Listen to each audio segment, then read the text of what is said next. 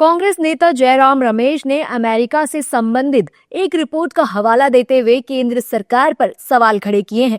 उन्होंने social media के जरिए रिपोर्ट का हवाला देते हुए पूछा कि अमेरिकी रिपोर्ट में पहलगाम हमले को विद्रोही अटैक कैसे कहा गया है, साथ ही पाकिस्तान की सैन्य कार्रवाई को सफल कैसे बताया गया है, क्योंकि पहलगाम का हमला आतंकी हमला था और पाकिस्तान की कार्रवाई सफल कैसे हो सकती है। जयराम रमेश ने अमेरिकी रिपोर्ट को भारत की कूटनीति के लिए बड़ा झटका बताया है। अब जयराम रमेश की इस पोस्ट पर राजनीतिक प्रतिक्रिया आ रही है। कांग्रेस रिपोर्ट का हवाला देते हुए केंद्र सरकार पर हमलावर है।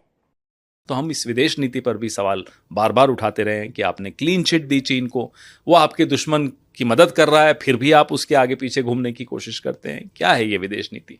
नंबर 2, उस रिपोर्ट में जो कहा गया है कि पाकिस्तान का ये इंसर्जेंट अटैक था, ये भी, इस पर भी हम चाहते हैं कि सरकार खुलकर बात करे कि ये क्या था। आप इसको टेरर अटैक कह रहे हैं, रिपोर्ट्स, अंतर्राष्ट्रीय रिपोर्ट्स कह रही हैं ये इंसर्जेंट अटैक था, ये था क्या? और जो उस रिपोर्ट में कहा गया है कि पाकिस्तान ने सक्सेसफुल हुआ, मुझे लगता है इसका भरपूर और तुरंत जवाब देना चाहिए सरकार को। देखिए, जो उन्होंने बोला है कि भाई आज सिंदूर में आप इतने ही देख सकते हैं कि क्यों बंद करना पड़ा, वो लड़ाई को क्यों बंद करनी पड़ी, क्यों नहीं पीओके लिया। पीओके की मांग करते हम लोग रह गए, आज भी कहते हैं कि पीओके को लोना क्यों नहीं लिया आपने, इसलिए कि अमेरिका के दबाव में आ गए। डोनाल्ड ट्रंप ने घुड़की दी, मोदी जी बोल पा रहे हैं, रोज़ हमारे लोगों को हथकड़ी बेड़ी लगाकर अमेरिका भेज रहा है। अभी एक 73 साल की महिला को हथकड़ी बेड़ी लगाकर भेजा, डिपोर्ट किया, पंजाब की थी वो, और अपमानित करके भेज रहा है।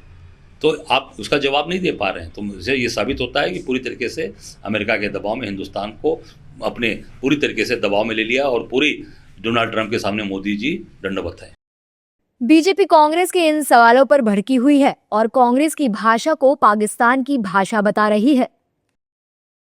और लॉजिकली भी सोचे, जो जीतता है क्या वो संधि के लिए या क्या वो लड़ाई रोकने के लिए कभी भी पेशकश करता है? पाकिस्तान ने खुद कहा है कि उसने पेशकश की थी लड़ाई रोकने के लिए, तब भारत ने अपनी शर्तों पर लड़ाई रोकी।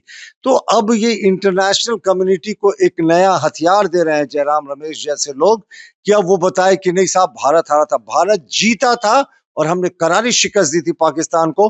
पाकिस्तान के होश उड़ गए थे जिस तरीके से हमने पाकिस्तान को मेनलैंड पाकिस्तान के भीतर घुसकर मारा था। लेकिन कांग्रेस ना कभी भी देश की भाषा नहीं बोलती है। तो ये जयराम रमेश जी जैसे सीनियर लीडर के मुंह से ये निकलना दुर्भाग्यपूर्ण है।